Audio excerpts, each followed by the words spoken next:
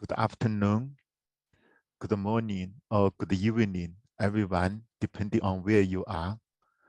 Thank you very much in participating in this technical session 2 for the Asian Pacific Rural Development and Food Security Forum. This technical session is on pathways to sustainable and inclusive food systems.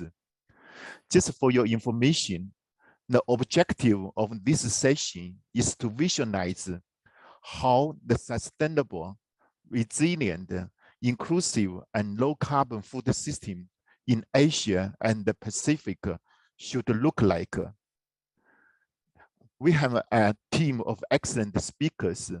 They will discuss priority transformations required to develop such a system, share relevant investment experiences of research institutions, private sector, civil society organizations, communities, and partnerships among them, and outline the critical areas that communities, policymakers, investors, and international financial institutions like ADB should co-invest in over the medium term for the sustainable and inclusive agri-food system. Our first speaker today is Dr. Bruno Carrasco, Director General, concurrently Chief Compliance Officer, Sustainable Development and Climate Change Department of Asian Development Bank.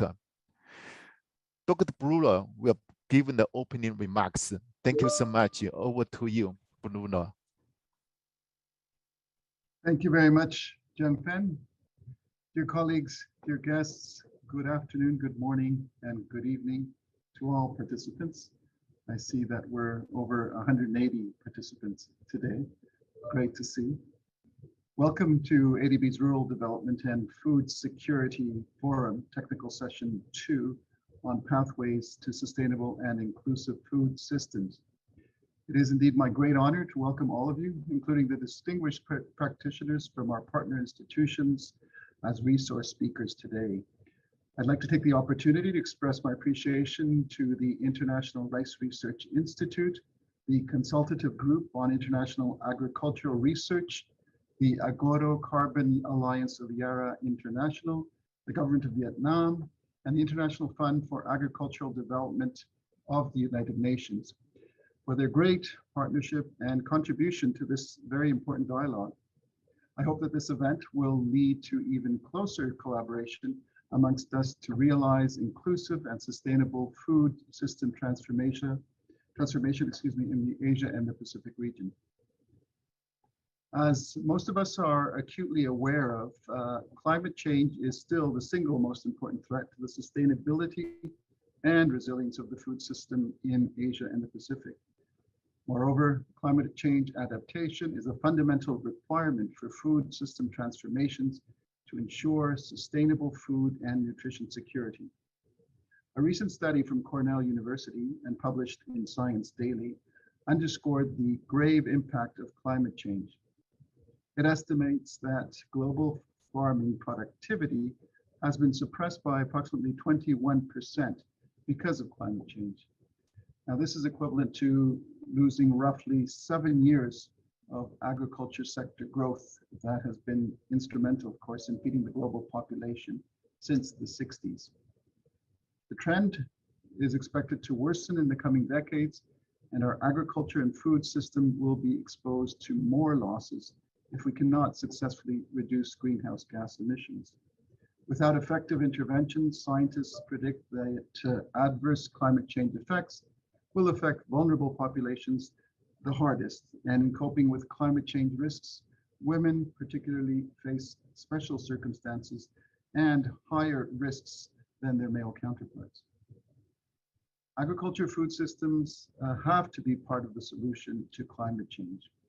If we don't address food system driven climate emission, we simply cannot make our 1.5 degree Celsius target, of course. Current agriculture and food system is generating about 24% of the global total greenhouse gas emissions. Hence, a drastic transformation of agriculture and food system to meet the future demand and ensure food and nutrition security is required. We need to invest in climate-smart agriculture, enhance the resilience of food systems, and improve the resource efficiency of agriculture production. On a personal note, I recall 6 years ago on a visit to Los Baños of the International Rice Research Institute, scientists there explained to us the new variants of rice that they were experimenting with. One of them, I believe, was commonly referred to as the subaquatic variant that was able to survive much longer time submerged underwater and reflecting the changing environment that we face. Now, for this purpose, we need to engage with scientists to look for new solutions. However, we also need to engage with the millions of smallholder farmers, some of whom face increasing demographic challenges of rural-urban migration, feminization of agriculture, and aging of farming rural communities. With the coexistence of the triple crises in some of our developing member countries, including hunger, micronutrient deficiencies, and obesity, we need to scale up our investments and also strengthen their capacities. Now, given the complex nature and scale of a multifaceted challenge of climate, food, water, energy nexus, ADB has adopted a strategic approach in formulating integrated solutions and partnerships under our long-term strategy, Strategy 2030, and step up its climate investment ambition. ADB aims to provide a cumulative $100 billion in climate finance, own resources between 2019 and 2030, and of course to mainstream climate change mitigation and adaptation for at least 75%, 3/4 of committed sovereign and non-sovereign operations by 2030. ADB has also committed to aligning all investments with Paris Agreement in the coming years. As part of our upcoming climate action plan, climate smart agriculture will be promoted as a key priority of our operations across the entire agriculture and food value chains. In this process, we will also adopt nature-based solutions where appropriate. To close on a more positive note, we are encouraged by the fact that an increasing number of our partner institutions are investing in climate smart agriculture and nature-based solutions to address this critical challenge in the region. Sustainable rice platforms and low carbon rice initiatives are fine examples of such efforts, and we're looking forward to learning from the various experiences of our partners and discussing critical next steps in addressing the remaining challenges in the region. I hope this session will facilitate effective sharing of valuable knowledge and experience and initiate an important dialogue on equitable policy and business practices towards sustainable and innovative food system development. I'd like to thank again all the participants for joining us, and I wish you a very constructive discussion today. Thank you.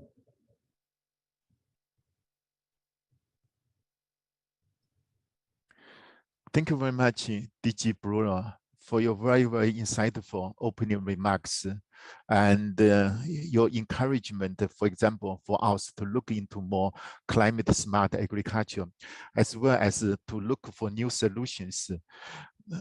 And as well as, for example, community participation and looking into nature-based solutions. Thank you so much for all the guidance. And now we will invite Dr. Luis Walker for the keynote address. Dr. Luis is a principal scientist and the leader of the Land Restoration Group, Alliance of Biodiversity International, and the Seattle. Dr. Luis, floor is yours. Thank you. Thank you very much. It's a pleasure to be here. Can you all see my presentation? Yes, I can see. Great. Okay. So I want to thank the organizers for inviting me and thank you for that very kind introduction. It's a real pleasure to be here. Asian Development Bank has been an important partner of the CGIAR over the past several decades, and we look to you all as a key partner in our work to develop solutions to support food system and agricultural development and in the Asian region. It's a real pleasure to be here and talk to you today. The objective of my talk, I hope that by the end of this, I will have convinced you all that there are some really promising approaches to deal with greenhouse gas emissions in ways that actually promote development, promote economic development, promote farmer well-being, at the same time as reducing emissions and reducing the environmental impact of agriculture and food production. And I would like to start this off with one of the tables from the recent IPCC report on climate change and land, a special report on climate change and land, which dealt with land degradation, desertification, food security, and greenhouse gas emissions. And I don't want to focus on all the numbers in this, a lot of numbers in this table. You can find this table in the summary for policymakers. You can also find it in our chapter 2 in section 3 of the report, section 2.3. If you haven't read that report, I think as you move forward with this agenda in the Asian Development Bank, there's a lot of useful information in the food security, in the land degradation, in the desertification chapters of the report. And so it's I think, a wealth of knowledge and a good update on the current state of scientific knowledge in this area, and should be a very good resource to you all. But I'd like to first focus on this table on the columns on the left-hand side. FOLU refers to forestry and other land use, and then the column B refers to agriculture. And the point that I want to make is that across the bottom, we've totaled up the total greenhouse gas emissions, expressed everything in terms of units of carbon dioxide. So we have carbon dioxide, methane, and nitrous oxide, which are the key gases that are emitted from land use and land use change. And the point that I want to make is that emissions from forestry and other land use, which is probably about 80% deforestation associated with the expansion of agriculture, is more or less equivalent to the other sources of greenhouse gases in the production systems. So you see that the forestry and other land use totals about 5.8 gigatons of carbon dioxide equivalent per year, whereas the agriculture is about 6.2. For a total of, from the sector, of 12 gigatons of carbon dioxide equivalent per year coming from the sector. And then I want to look across the columns and then compare the total to the total emissions that we have in column E. And these total emissions in column E are there just for comparison. This is global economy-wide emissions from all sources and sinks. And the point is that for carbon dioxide primarily from forestry and other land use, there's about 13% of global carbon dioxide emissions come from this source. For methane, which is the CH4, 44% of methane, of anthropogenic methane, comes from agriculture, forestry, and other land use, and primarily from agriculture. This is predominantly from rice production, from livestock enteric fermentation, and manure management. And then 81% of nitrous oxide emissions come from agriculture and primarily from use of organic and inorganic nutrient sources associated with production. This is nitrogen fertilizers, nitrogen fixing species in agricultural production system. The global total is 23% from agriculture, forestry, and other land use.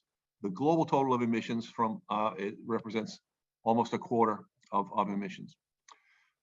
Finally, I want to focus on this carbon dioxide line here.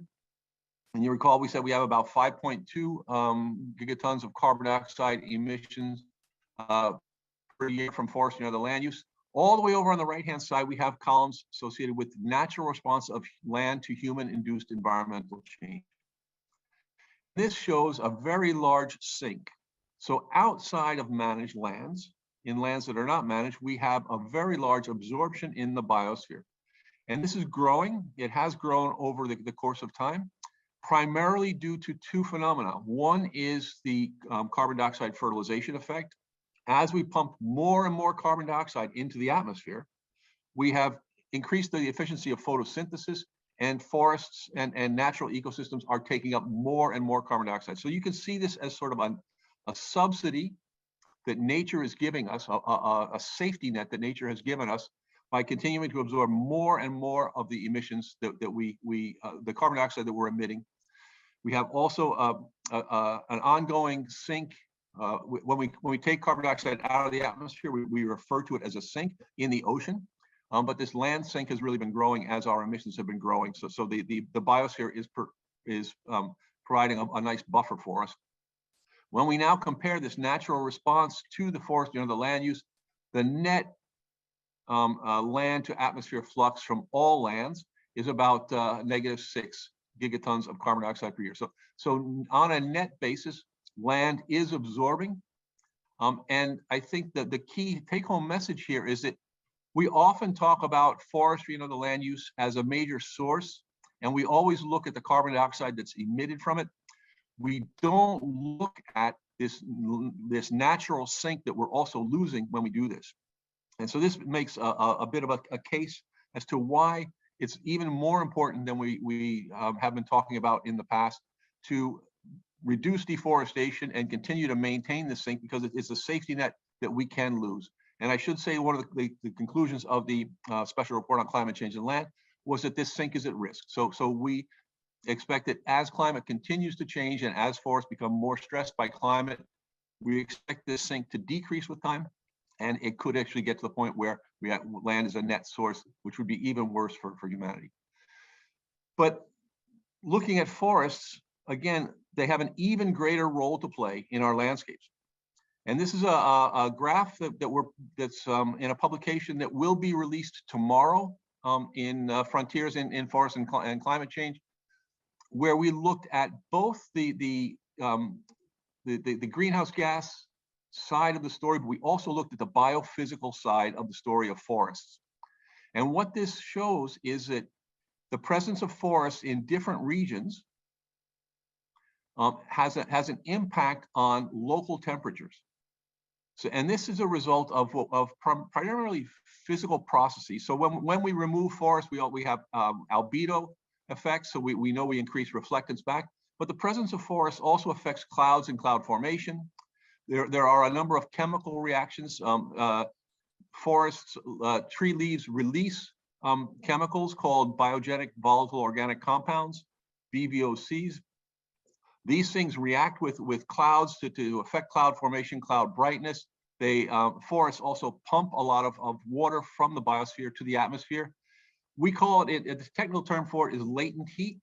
And what it is it's heat embodied in water vapor that is removed from the surface and pumped higher up into the atmosphere, where it's released into the atmosphere, cooling the surface of the earth where human economic activity happens. So in addition to the carbon effects, the biophysical effects of forests serve to reduce temperature extremes, reduce the climate extremes. The black symbols show what happens when we remove forests. You see that it's all positive. There's a change in temperature as we remove forests. The green circles show what happens through afforestation and reforestation. And we have consistent results when we look at in situ measurements and we would look at satellite-based measurements. So forests and reducing deforestation and controlling the expansion of agriculture and focusing on other solutions really is an important part of resilience in production landscapes in the tropical countries, particularly in tropical countries, as you can see from this graph. This publication by Rosa Maria Roman Cuesta in 2016. This was done under CCAFs. I think you all know the CCAFs from the CGIAR. And it shows the importance of different sources, livestock, forestry, and croplands across the globe. And you can see that in South and Southeast Asia, there's quite a mosaic of sources and hotspots for the different systems. If you look around the Amazon basin, it's primarily livestock and forest. If you look around the Congo basin, it's primarily associated with expansion of livestock and deforestation. In Asia and Southeast Asia, it's a real mix between forest, croplands, and livestock. Unfortunately, China was not part of this analysis, but I think this provides some useful information as to what are the types of activities that could be prioritized. Land degradation needs to be a priority. Land degradation is eroding our capability of responding in the future. 34% of agricultural lands are degraded. And this is important because it affects the productivity at a time where population growth is increasing pressure on lands. We heard a lot of this in some of the opening keynote presentations. 70 to 80% of all forests worldwide have been altered and are disturbed. And there are a number of hotspots in South and Southeast Asia. This graph is from the recent FAO report, State of Land and Water Resources, that was just published in 2021, with a new analysis of land degradation. And I think what's happening with agricultural soils and the need to increase production and to support sustainable intensification, reducing this land degradation and reversing this land degradation also needs to be a priority if we're going to maintain flexibility as we go forward. So this is a key area that requires investment. Let's talk a little bit about nitrogen and nitrous oxide emissions. And nitrous oxide emissions, as I said earlier, are associated with higher applications of fertilizer and the plantation of nitrogen fixing crops. There are a number of hotspots around the world, and in South and Southeast Asia, or I'm sorry, in South Asia and East Asia, we also have a number of hotspots. There are a number of solutions to this, and we've heard several presentations discuss the ideas of precision agriculture and better matching nutrient needs with plant demands and improving nutrient use efficiency. These things are all really important. I should also point out that there are increasingly what we would call pro-poor approaches to, or pro-smallholder approaches to improving nutrient use efficiency and improving precision agriculture. Not all small-scale farmers and medium-scale farmers can afford the types of sensors that are required for what we would call intensive precision agriculture, but through digital soil mapping approaches, we are getting much better at predicting nutrient deficiencies and nutrient needs for different crops at the field scale. And as several of my colleagues working on these have developed smartphone apps that use GPS in the smartphone to help farmers understand the particular land that they're managing and make fertilizer recommendations. It is a bit data intensive, but we are getting to the point where we do have great opportunities through big data types of approaches to improve the efficiency even of medium and small scale farming through these technologies. Meat consumption is one of the aspects that will be driving greenhouse gas emissions. Globally, we have 17 billion animals that are farmed for meat. Meat consumption has almost tripled in the last 4 decades and has increased by 30% in the last 10 years. Dairy consumption is up by over 70% in the last 4 decades.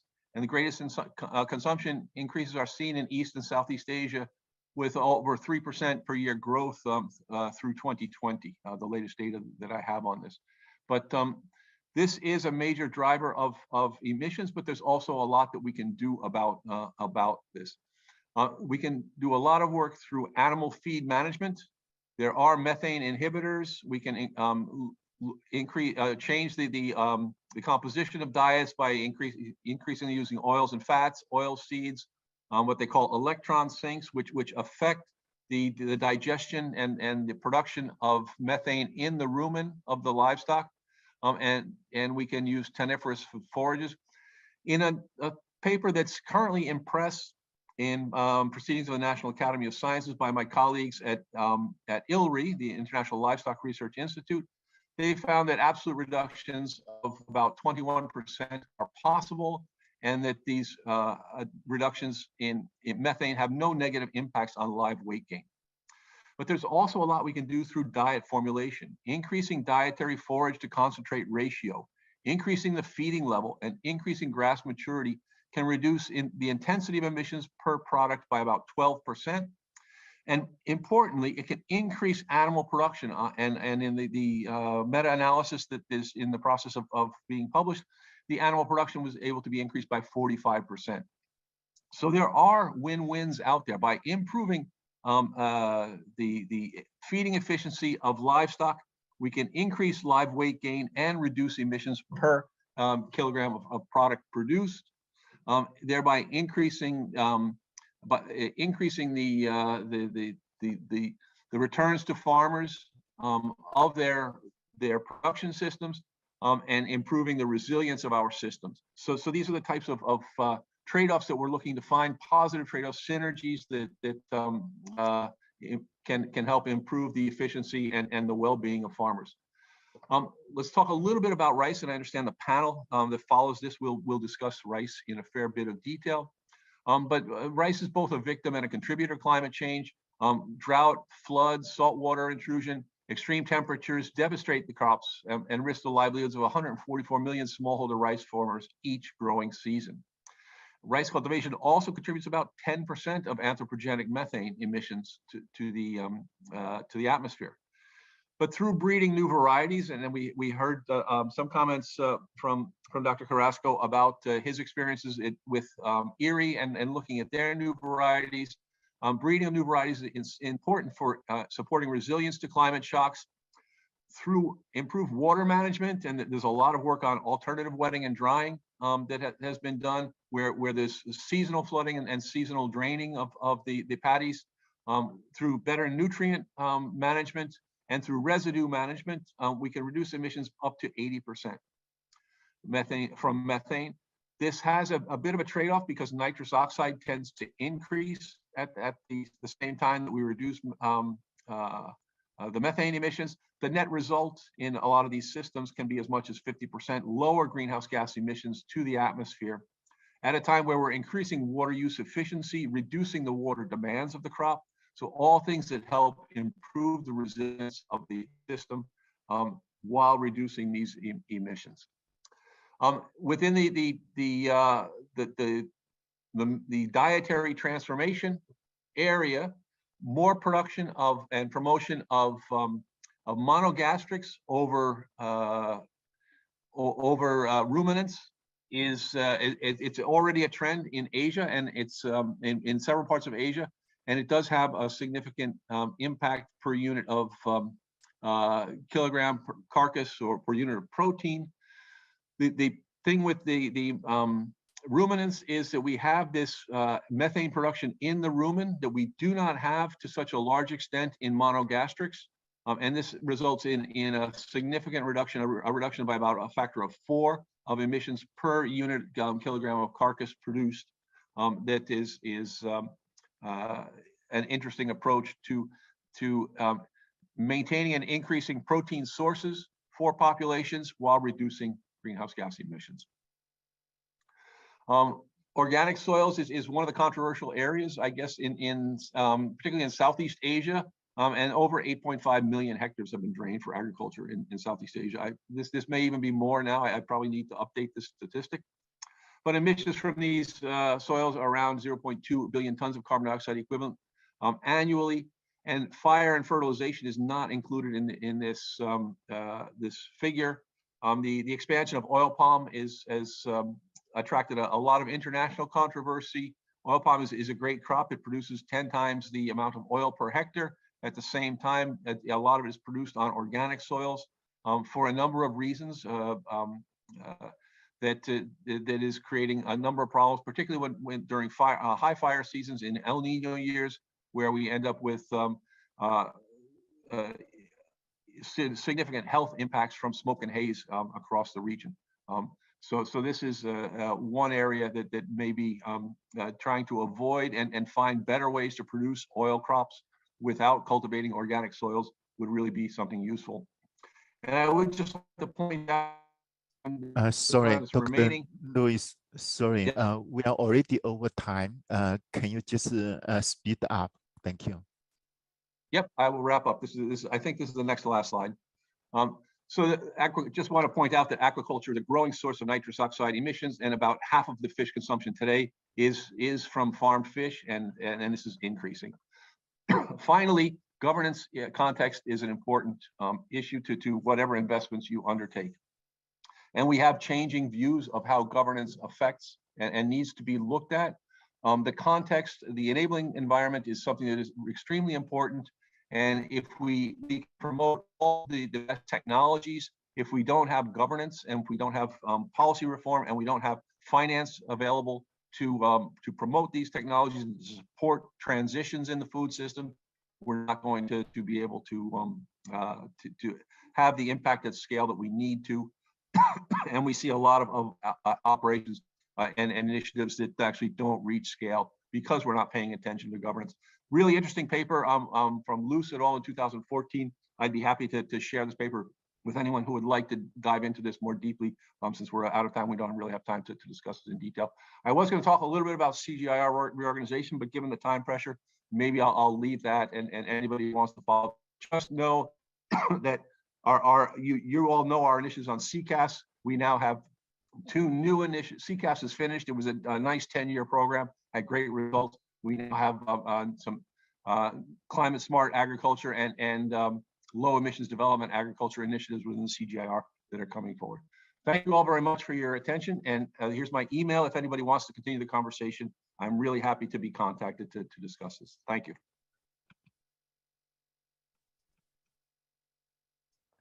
Thank you very much, Dr. Lewis, for the very, very comprehensive and insightful presentation. And you have shared, for example, the statistics on the emissions due to agriculture, forestry, and other land use. And I think more interesting to us is also in your presentation, actually, you have also given us very specific recommendations on some things we can do. For example, on the digital mapping, on the pro-smallholder in improving nutrient efficiency, as well as on the diet formulation, animal and feed management, as well as on the water, nutrient, and the residual management. Excellent presentation. Thank you so much.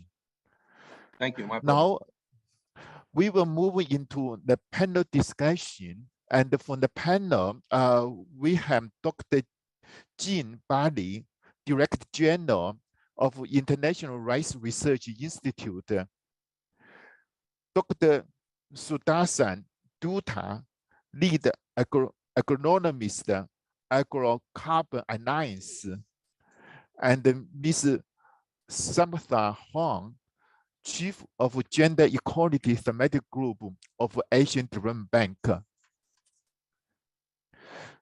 We have the 3 panel members here, and we would like to basically get ideas from 3 of you, specifically, for example, from your experience of any specific suggestions you may have on how we can further enhance the agri-food system and enhancing its resilience, as well as by considering the inclusiveness of the works we are doing for agriculture and rural development, for example, for smallholders, for the poor people, for the women, and others. So my first question, I would like to ask Dr. Jean Barley. The question is that over a decade, URI has been collaborating with private agribusiness companies, development partners, UN agencies, and smallholder farmers to promote the sustainable rice system. Can you tell us about this initiative and what has been achieved so far? Dr. Jean, over to you.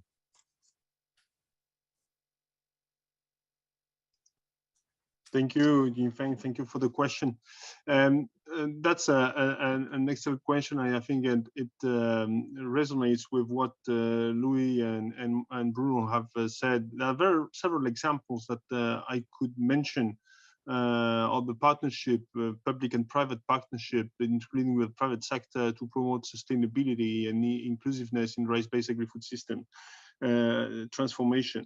Because Bruno in his opening remarks mentioned the sustainable rice platform, I may want to start with this example, which I think is a good one to demonstrate the power of partnerships. The sustainable rice platform is a global multi-stakeholder alliance that IRI promoted initially with UNEP, the United Nations Environment Programme.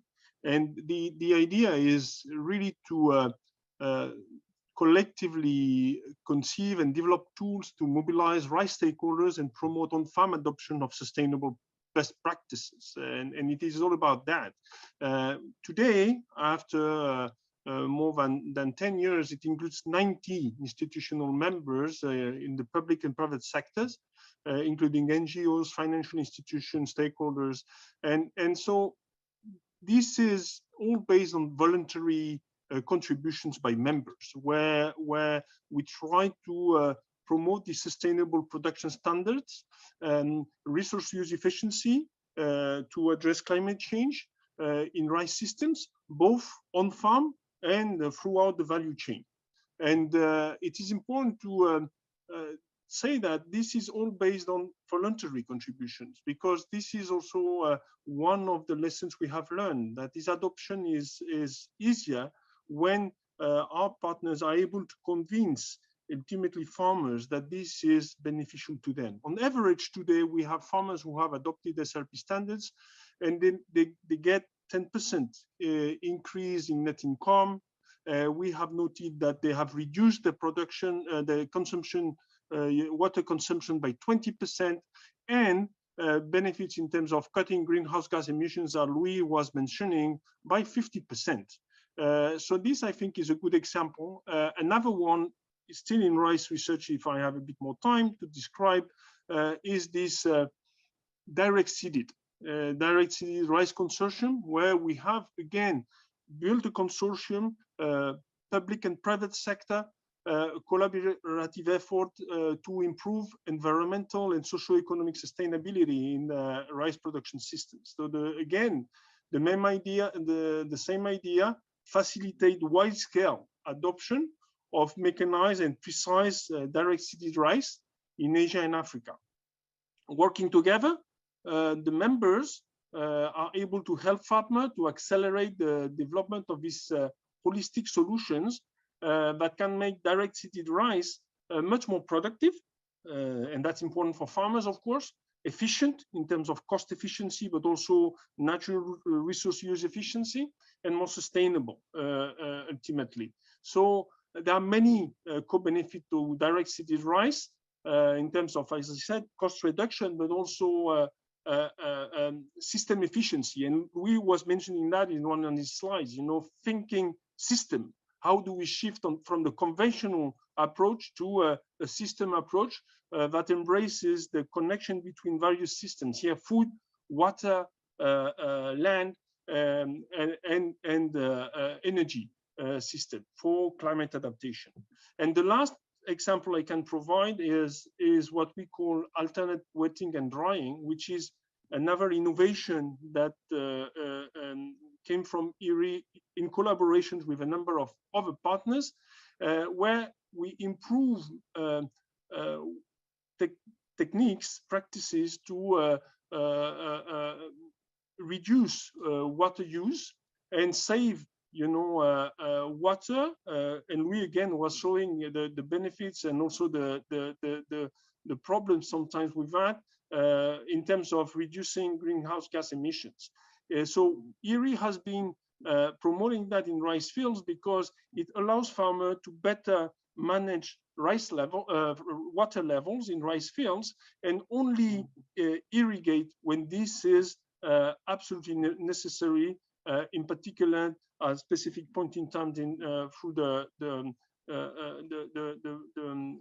curve, the production curve of the plant.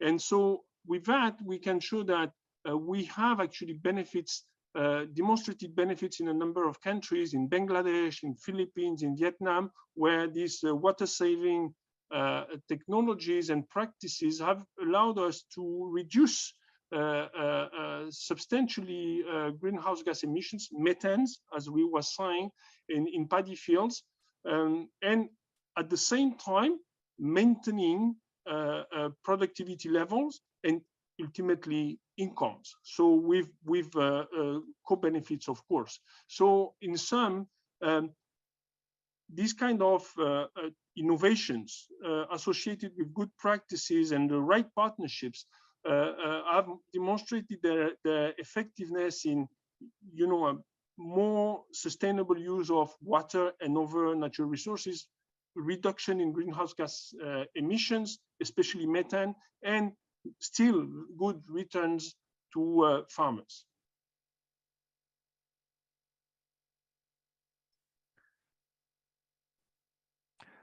Thank you very much, Dr. Jin. This is very, very useful. And from ADB side, we are also very pleased to have been working with the IRI on promoting and developing those, for example, water saving rice technologies, and also been helping disseminating those technologies in the countries, as you mentioned, for example, in Bangladesh or in Cambodia, India, and others.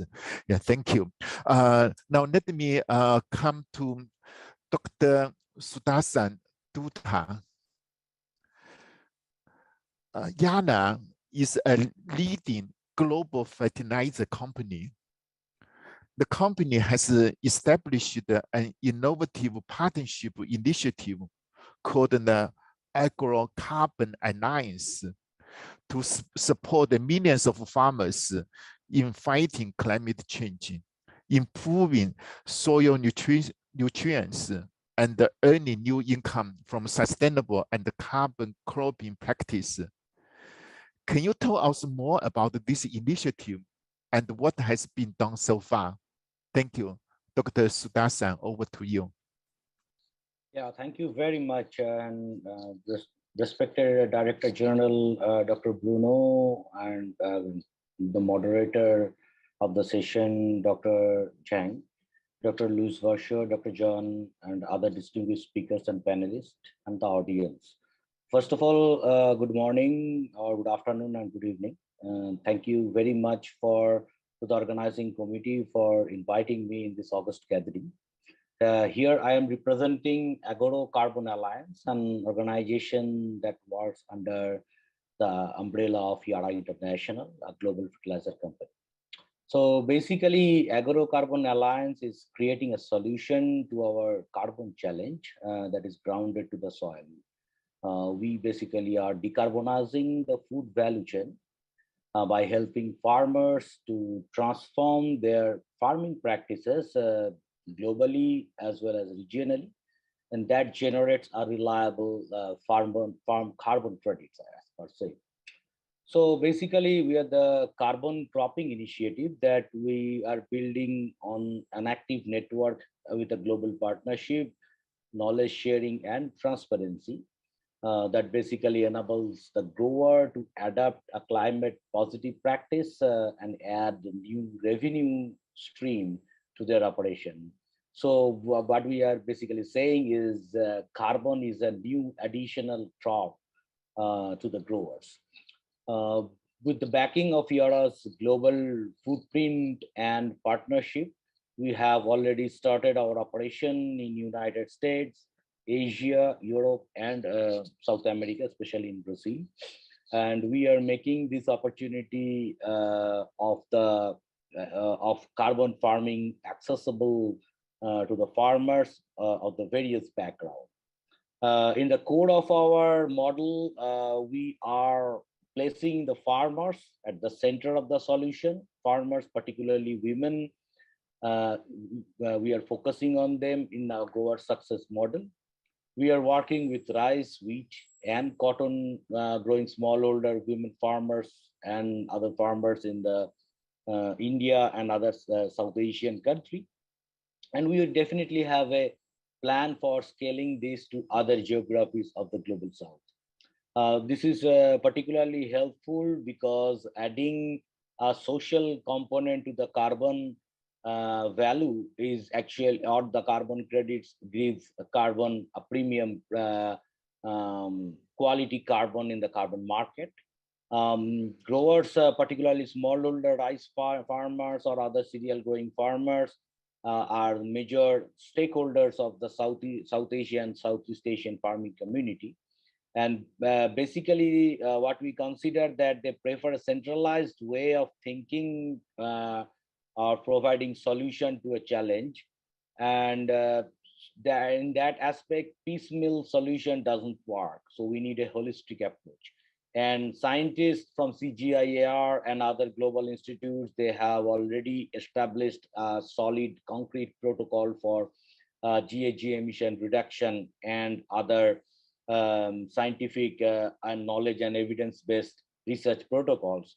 What we are thinking is like we are, or what we are approaching is providing a sustainable solution. What we need to focus on for the solution as a whole to the farm, and what in our focus we need to have a central theme, and carbon is our central theme.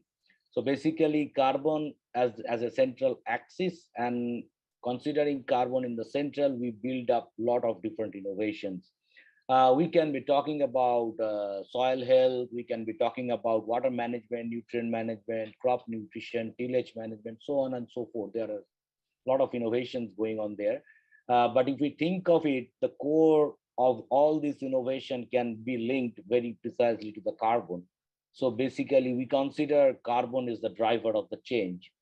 And it may be a new beginning for an agri-business, which is where we can put carbon as something meaningful and quantifiable.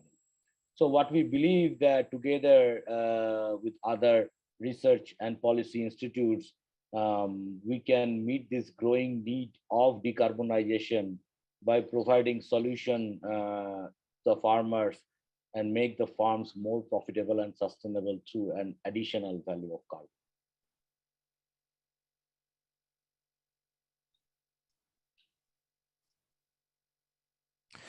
Thank you, Dr. Hassan. This is very, very interesting in terms of making carbon as the driver of the change and helping the farmers to decarbonize while helping the farmers in receiving, for example, higher profit, enhancing the productivity. And in the meantime, you also highlight, emphasize it's very important in placing farmers, particularly women, in this innovative practice. So this is very, very interesting. From our side, we would be very keen to learn more from you. Yeah, thank you so much. Now let me come to Ms. Samantha Huang, my colleague from ADB. So my question to you is, climate change, adaptation, and mitigation necessitate drastic change in farming system and the rural livelihood. Can you shed light on the important areas of interventions to help women cope with the changes and ensure inclusive pathways of transformation towards a sustainable and climate-smart food system? Sam, over to you. Thank you. Hello, good afternoon or good evening, good morning, everyone. Thank you, Jiangfeng. Now, I have a few slides here, which I understand the Secretariat is going to help share for me. So we could please pull them up. There they are coming. Thank you very much. So in the next few minutes, I'll try to be very quick. I just want to walk through and summarize the key issues at the interface of gender equality, women's empowerment, and food systems, which are really crucial for us to consider as we move towards sustainable and climate smart agriculture, or CSA. So if we could please move to the next slide.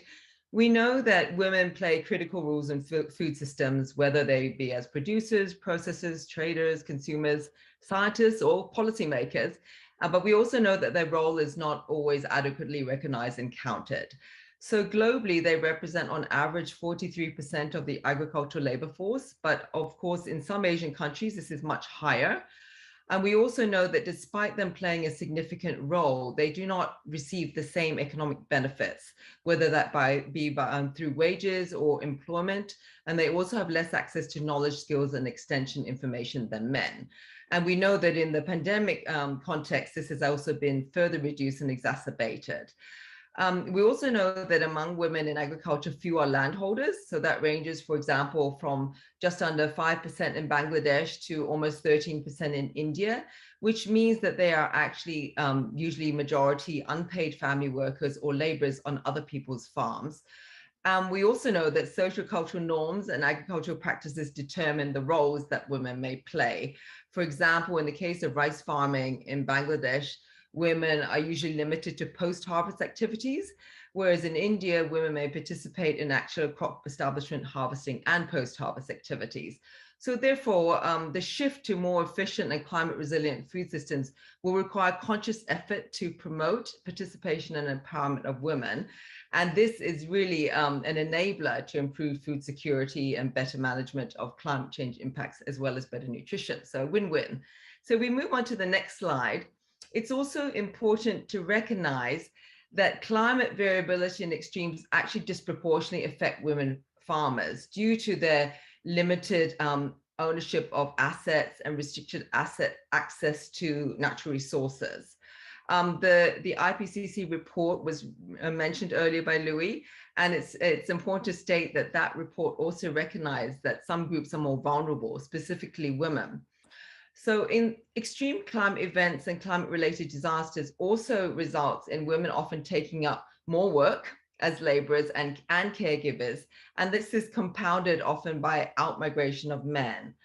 And their lower access to assets and resources actually gives them less choice, and they have to persevere despite the changing climate and high temperatures. For example, research has shown that heat stress actually has gender-specific impacts, and that unlike men, women have no choice but to keep working following a heat stress episode, whereas men would often reduce their labor days. So it's important to understand the positive and negative links of adaptation actions to ensure that we don't exacerbate gender inequalities, but we also actually capture the benefits for everybody. For example, I mean, when we're talking about some of the climate smart interventions that may be used, such as use of weather and climate forecasting, in some countries, due to farmers' group requirements, such as fees or the membership requirements, women may not be able to access this kind of advice. The good news, however, if we move to the next slide, is that CSA does have a significant role to play in addressing and reducing the gender gap, and it's actually essential. So according to FAO, the number of hungry people in the world could be reduced by more than 100 million if rural women were given equal access to the same resources. So it's really a no-brainer that gender responsive CSA will lead to more sustainable and beneficial results. So we've been talking a lot about rice cultivation and the fact that it is the most significant in terms of contributing to greenhouse gas emissions of all crops. But it's also really important to mention that this is a crop where 50% of women are engaged in its cultivation.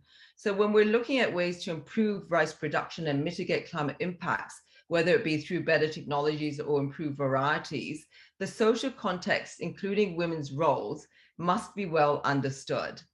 And that actually, on the contrary, CSA benefits risk being lost if the gender gap in agriculture is not considered. And we really need a gender responsive approach. So how do we do this? If we move to the next slide, it will be important in considering future CSA interventions to provide female farmers with targeted information in order for them to adopt those approaches, while also addressing the factors that are actually preventing them from adopting CSA.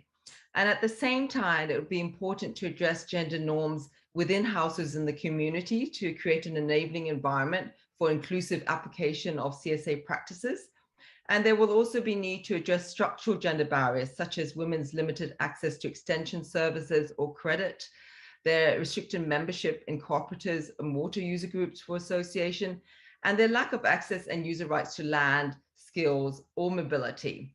And lastly, on the final slide, we can also significantly reduce women's labor burden and drudgery through CSA technologies and practices, such as direct seeded rice, zero tillage, land leveling, and green manuring. I'm not sure what happened to the slide, but anyway, I'll quickly wrap up. Other technologies such as crop harvesters, weeders, pumps, and post-harvest management practices can also substantially reduce women's labor burden if well designed. And CSA also has an instrumental role to play in improving women's access to resources and decision-making processes, as well as linkages to market opportunities. But there is limited data, and more work is needed to evaluate the gender implications of different CSA interventions. So looking ahead, we really need to engage women in the design, implementation, and monitoring, improve extension and advice to respond to the needs of women, and engage in cross-sectoral approaches that will empower women farmers. Thank you, and back to you, Jianfeng. Thank you very much, Sam. It's very great to hear from you about the gender equality, women's empowerment for agriculture, and also agri-food transformation. It is very important, as we can see, actually, women is playing a very important role in this sector, and they will continue to play a more important role for the transformation of the system. So thank you so much, Sam. We do not have much time for the second round of the question, but may I just ask one question to each of you, and hope you can answer it just in one minute, if it's okay with you. So my question first to DG Jambali first. I want to, maybe can you just share with us from IRRI's side, what's IRRI's strategy on helping the agri-food system transformation?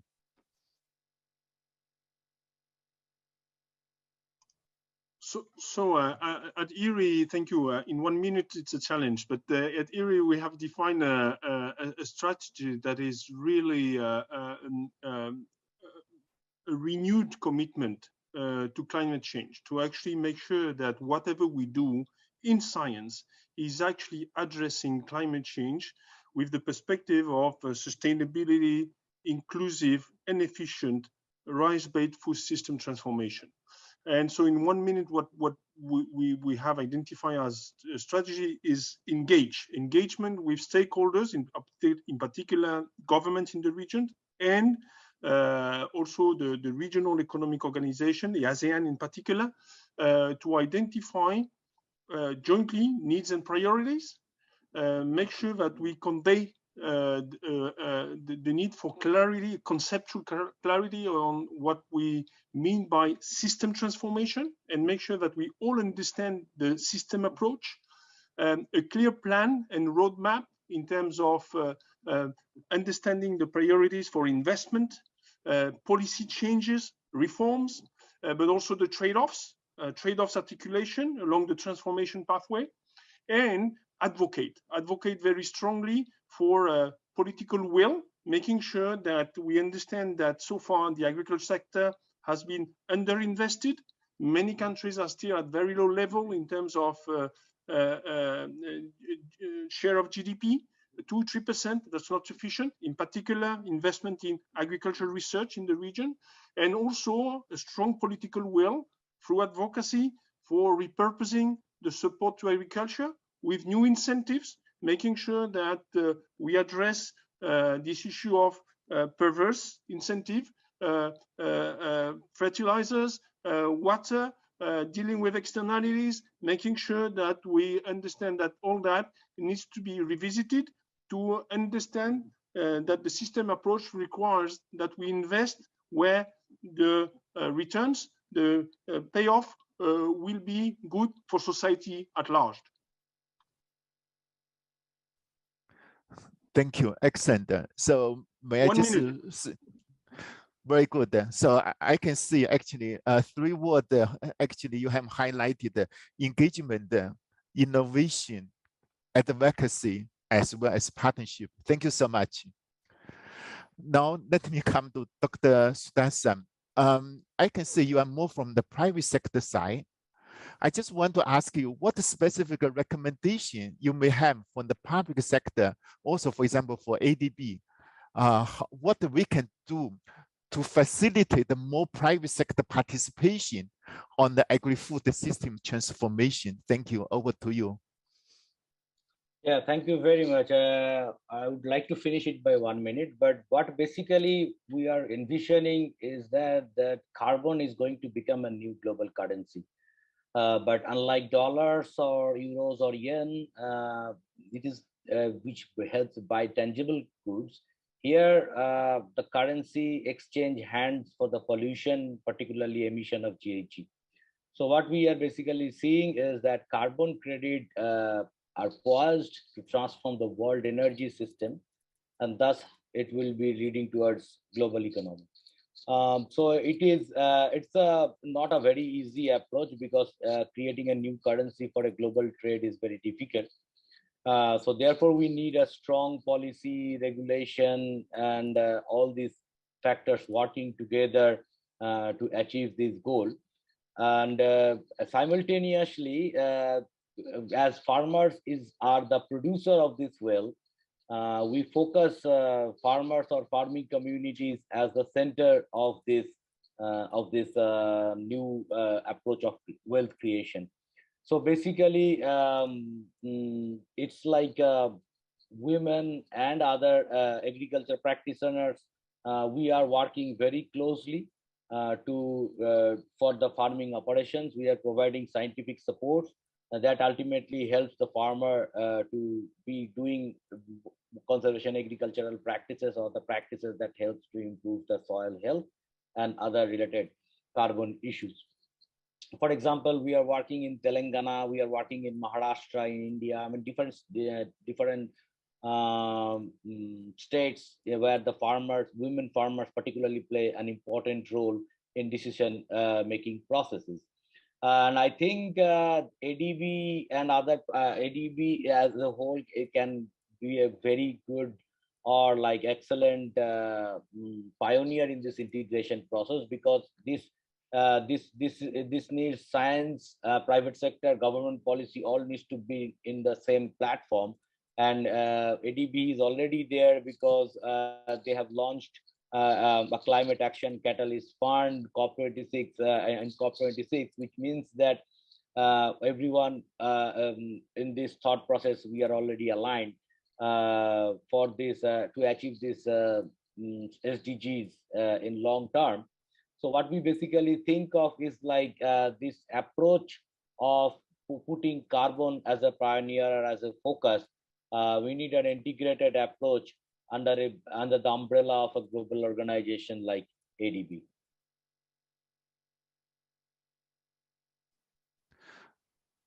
Thank you so much. And it's very, very good. And you also mentioned that, for example, ADB come up with this climate catalytic fund. And from ADB side, actually, we are very, very keen to come up with an innovative financing mechanism to support the farmers, to support the stakeholders in the agri-food value chains. So we will be very, very happy to talk more with you and also to come up with the new models that we can work together. Thank you very much. Thank you. Thank And now, Sam, may I just ask you, what should be some key priorities for strengthening women's participation in the food system? Thank you, Jianfeng. In the interest of time, I know we're running late. I'm just going to talk about my 3 key points. So the first one is better evidence and data. So we really need a better understanding of the gender inequalities in climate smart agriculture and make them visible with improved data collection, research, and analysis. And this will enable better informed decision-making to guide policy and practice. So secondly, it's important to address women and gender inequalities in access to land tenure, because this is a real issue for realizing sustainable food systems. And it also impacts women's ability to access other services such as finance in terms of having collateral. And thirdly, the need for really tailored and focused investment in access to inputs, knowledge, and finance for women farmers to enable them to really take on better practices. And with that, it's also important to recognize that not all women are the same. They're not a homogenous group. So it needs to be grounded in good gender analysis to really understand the specific context that we're working in. Thank you. Short and sweet. Thank you so much, Sam. These are very, very helpful and also be very useful in guiding us when we, for example, design agricultural natural resource management projects. And actually, it's also very important. For example, ADB has the gender categorization. And from our side, actually, we can see that the agriculture sector is making a significant contribution in mainstreaming women in the operations. Thank you very much, Sam. And thanks again to our three panel members, Dr. Jin, Dr. Sudasan, and also Sam. Now, let's come to our next phase of this session. For this part of the session, we will have the three speakers to give us some specific examples or share some of the specific experience they have had. The first speaker is Mr. Omar Zafar, Principal Natural Resource and Agriculture Specialist from ADB. Omar, over to you. Thank you. Good afternoon. Good afternoon. Let me try to share my screen here.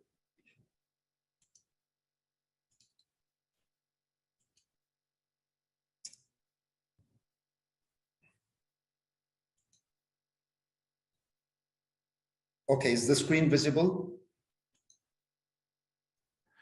Yes, Omar, but you may make it as a slideshow. Yes, it's just having a lag here. Okay, it's okay now. Yeah. Okay, thank you. Good morning, good afternoon, good evening to all the participants here. You know, the challenge towards the end of the second day, the challenge for a speaker like me, towards the end of the second day of an important forum where we have had so many illustrious speakers, is to actually contribute something new, which hasn't been mentioned earlier, yesterday or today. I'll make an attempt by looking at food systems from a policy and regulatory perspective, which Dr. Verschot alluded to in his final slide. I'll try to go full circle and come to that. I'd like to start with something that may come across as a little surprising. From my perspective, the most important condition for transforming food systems is not related to agriculture, actually. It's unrelated to agriculture. If we look at global experiences, structural economic transformation is a necessary condition for sustained and inclusive growth, including the growth of food systems. But if we look at the data here, we can see that structural transformation in terms of the sectoral share of GDP is proceeding smoothly across economies. As economies grow, the share of agricultural added value in GDP declines, replaced by industry and services. And we can see here in the first column that higher income is correlated with lower share of agriculture in GDP. However, the not so good news is the second column, where we see structural transformation is not proceeding well in terms of employment across economies. In lower income countries, agriculture still accounts for a very high share of total employment. So there's a major imbalance between agriculture share of GDP and agriculture share of employment. And to put it in very simple words, there are too many people employed in agriculture in developing countries, too many people. This implies labor productivity is low, per capita farm incomes are low. As a result, on-farm investment is low, technological modernization is limited, and the sector is not competitive. We heard many speakers illustrate the great new technologies which can be climate friendly and yet productivity enhancing, but millions of poor farmers cannot afford them. So what's the implication from a policy angle? And here it's a very broad implication. It's that governments need to prioritize policy, financing, and incentives in industry and services to create well-remunerated jobs in those sectors, to pull labor force out of agriculture. And this is a precondition for enabling agriculture transformation and competitiveness. Let's move to the second slide. Business environment, another one of the important topics. We all know that private sector investment is fundamental for food system transformation, for the growth and competitiveness of food systems. We have heard it many times in the past 2 days, the role of the private sector. Every national agricultural development plan across the region aspires for modernized agriculture, competitive food systems through private sector investment. But the data projects a bleak picture. Here we see the doing business scores published by the World Bank. This indicator captures the practical elements of the business enabling environment: starting a business, obtaining construction permits, accessing utilities, obtaining credit and financing, dealing with taxation, barriers to trade, rule of law, enforcement of contracts, and so on. We can see in ADB's Group A and Group B developing member countries, which are those with lower GNI per capita and some questions on creditworthiness. And in the World Bank's classified low-income and lower middle-income countries, the scores are very low. I mean, these countries are not in the top 100 countries in the rankings. On average, therefore, the business environment is not conducive for private sector investment, which governments say that they want to encourage. And it's probably even less conducive for private investment across food systems, which are typically concentrated in rural areas where there's even less conducive enabling environment. So basically, investors and businesses are simply discouraged from investing in food systems. And we all know this. We've all been working in developing countries. We talk to entrepreneurs. They all have a difficult time investing in food systems. So what's the implication? For policy angle, serious efforts are needed to improve the business enabling and regulatory environment. This is a really top policy priority. This is for private investment in agribusiness, cold storage, processing, packaging, transport, marketing, distribution, food safety, also cross-border trade in food products, all the elements which are required to transform food systems. Other countries have done it, so it's not unachievable, but we need to look carefully, learn lessons, and apply. But if the capability of the private sector to invest in food systems continues to be blocked, it's not going to be possible to achieve food system transformation. Then this is my third and final slide. Let's turn now to environmental sustainability, dimensions of food systems. Here, the regional record, as Dr. Verschot has again alluded to, is not at all good, with wide-scale environmental degradation, biodiversity loss, unsustainable natural resource practices, and sharply increasing climate challenges. So here, the need for policy and regulatory intervention is clear right from the outset. And several policy options are mentioned here, but I'm sure the speakers have even a better list of options. For me, what I really like to focus on is the proper economic valuation of natural capital and ecosystem services. Mr. Chinfeng's group in ADB is working on this. I hope that one day this variable is a standard element of macroeconomic calculations and not just confined to gross ecosystem product, but GDP itself. In this context, I like what Mr. Dutta said. Carbon is a new currency, economic valuation. The incentive framework for research and development of climate smart technologies was also mentioned. Varieties that are heat resistant, flood resistant, drought resistant, salinity, and so on. Diversified farming systems, systems that lock carbon in soil, and so on. Environmental regulations to reduce unsustainable practices, perhaps natural resource use taxes, so that farmers and businesses and agribusinesses use resources in a more sustainable manner. payments for environmental services, eco-compensation, environmental markets with tradable permits for regulating externalities, traceability and eco-labeling, very important because this gives the environmental and health implications of food choices to consumers.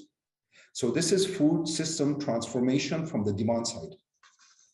And finally, and then I'll stop, I'd like to mention something that I don't have a slide for, but food system transformation needs to be achieved in a way that ensures inclusion and equity, leaving no one behind.